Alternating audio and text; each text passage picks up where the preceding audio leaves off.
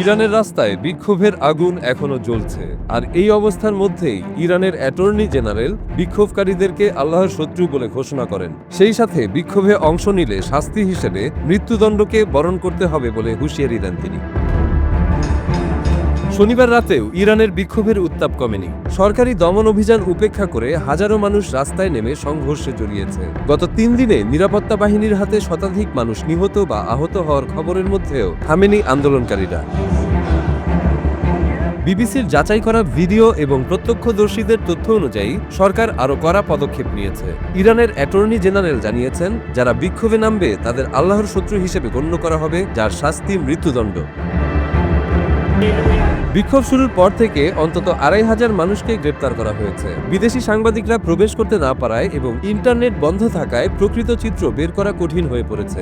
বিবিসির ভিডিওতে দেখা যায়, ইরানের মাশাদ শহরে মুখোশধারী বিক্ষোভকারীরা আগুন জ্বালিয়ে ব্যারিকেড তৈরি করছেন, কিন্তু দূরে সারিবদ্ধ অবস্থায় রয়েছে নিরাপত্তা বাহিনী। একটি বাসে আগুন জ্বলতে দেখা গেছে।